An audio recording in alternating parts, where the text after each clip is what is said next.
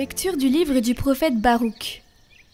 Jérusalem, quitte ta robe de tristesse et de misère, et revêt la parure de la gloire de Dieu pour toujours. Enveloppe-toi dans le manteau de la justice de Dieu.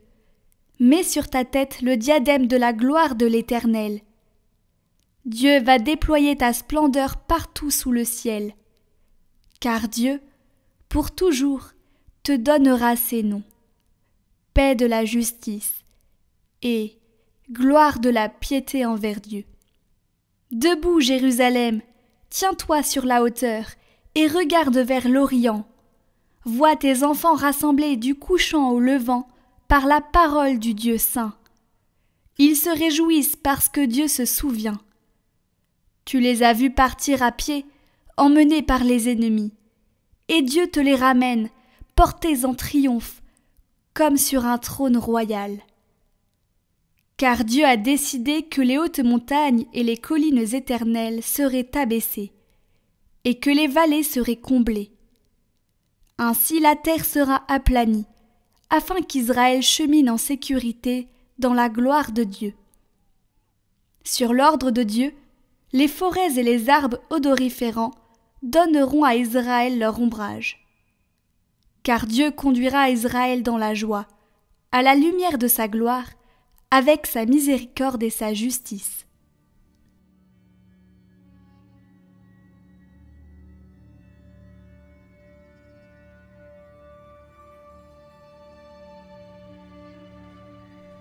Quelle merveille le Seigneur fit pour nous! Nous étions en grande fête. Quand le Seigneur ramena les captifs à Sion, nous étions comme en rêve. Alors notre bouche était pleine de rire, nous poussions des cris de joie. Alors on disait parmi les nations, « Quelle merveille fait pour eux le Seigneur! Quelle merveille le Seigneur fit pour nous! » Nous étions en grande fête. Ramène, Seigneur, nos captifs, comme les torrents au désert. Qui sème dans les larmes moissonne dans la joie. Il s'en va en pleurant, il jette la semence. Il s'en vient dans la joie, il rapporte les gerbes. Quelle merveille le Seigneur fit pour nous! Nous étions en grande fête.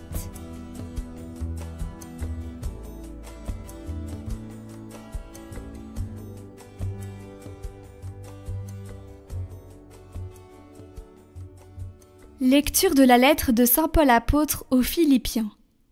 Frères, à tout moment, chaque fois que je prie pour vous tous, c'est avec joie que je le fais, à cause de votre communion avec moi, dès le premier jour jusqu'à maintenant, pour l'annonce de l'Évangile. J'en suis persuadé. Celui qui a commencé en vous un si beau travail le continuera jusqu'à son achèvement, au jour où viendra le Christ Jésus. Dieu est témoin de ma vive affection pour vous tous, dans la tendresse de Jésus-Christ. Et dans ma prière, je demande que votre amour vous fasse progresser de plus en plus dans la pleine connaissance et en toute clairvoyance, pour discerner ce qui est important. Ainsi, serez-vous purs et irréprochables pour le jour du Christ, comblés du fruit de la justice qui s'obtient par Jésus-Christ, pour la gloire et la louange de Dieu.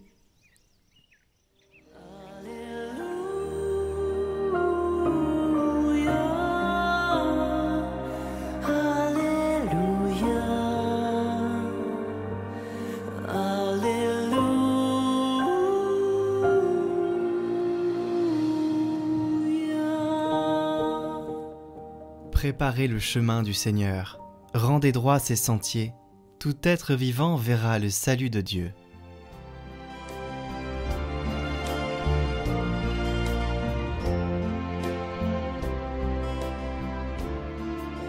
Évangile de Jésus-Christ selon saint Luc.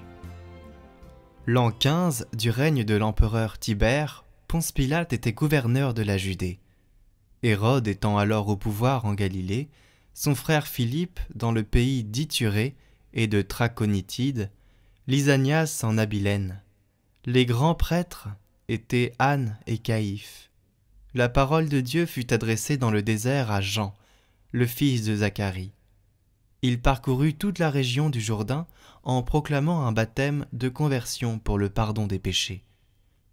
Comme il est écrit dans le livre des oracles d'Isaïe, le prophète, « Voix de celui qui crie dans le désert, préparez le chemin du Seigneur, rendez droit ses sentiers. Tout ravin sera comblé, toute montagne et colline seront abaissées. Les passagers tortueux deviendront droits, les chemins rocailleux seront aplanis, et tout être vivant verra le salut de Dieu. »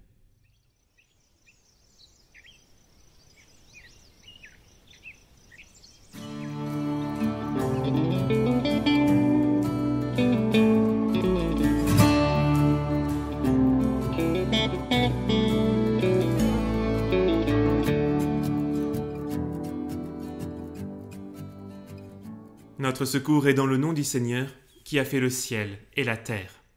Chers amis, extraordinaire!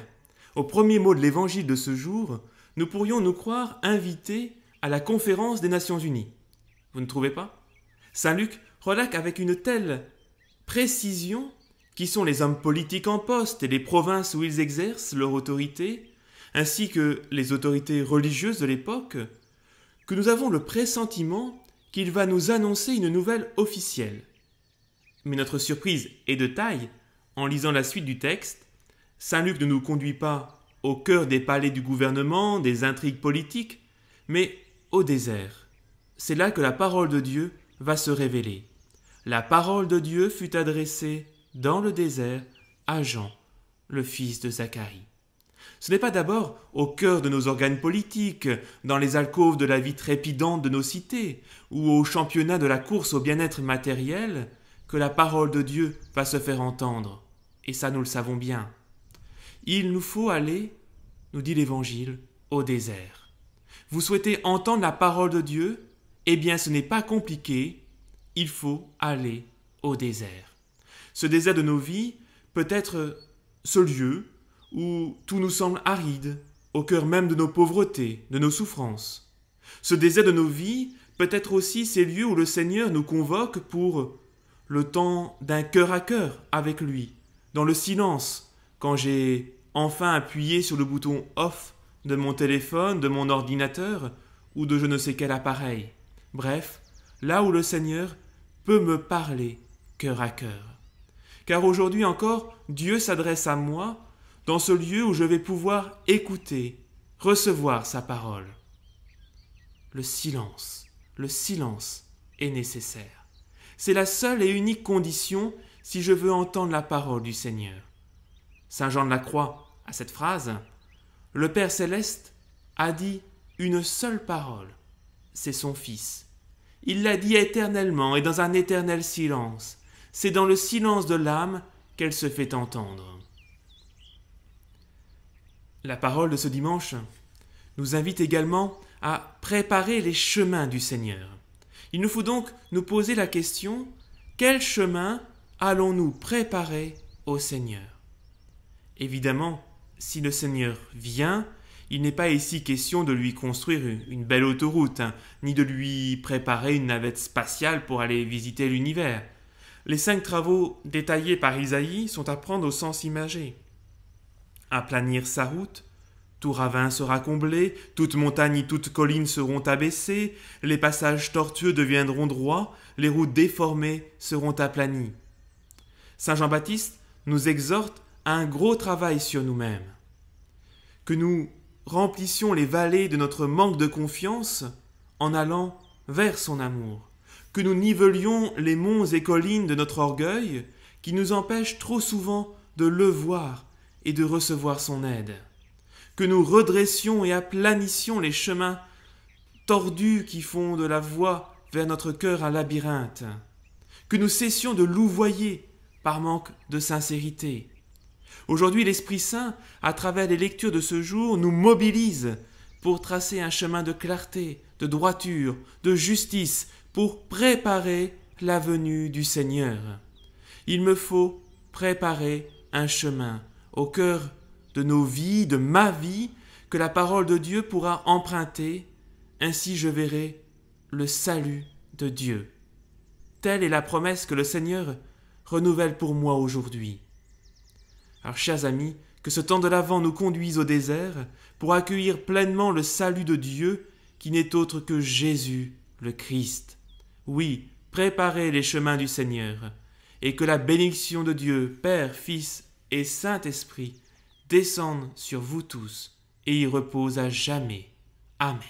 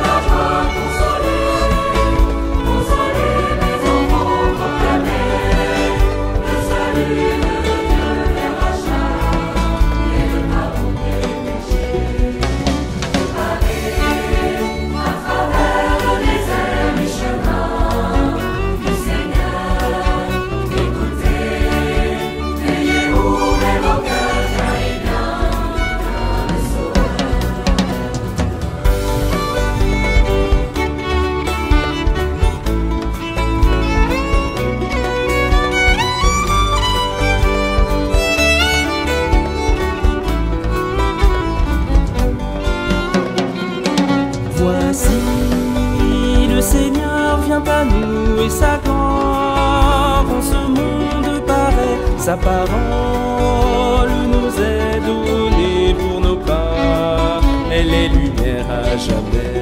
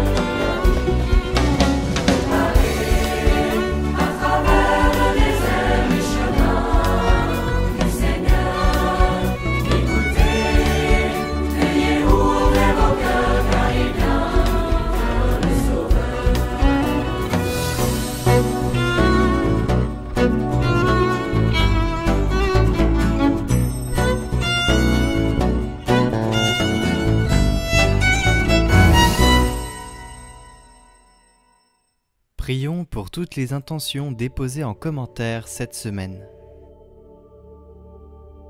Notre Père, qui es aux cieux, que ton nom soit sanctifié, que ton règne vienne, que ta volonté soit faite sur la terre comme au ciel. Donne-nous aujourd'hui notre pain de ce jour. Pardonne-nous nos offenses, comme nous pardonnons aussi à ceux qui nous ont offensés. Et ne nous laisse pas entrer en tentation, mais délivre-nous du mal. Amen. Je vous salue Marie, pleine de grâce. Le Seigneur est avec vous. Vous êtes bénie entre toutes les femmes, et Jésus, le fruit de vos entrailles, est béni. Sainte Marie, Mère de Dieu, priez pour nous pauvres pécheurs, maintenant et à l'heure de notre mort. Amen.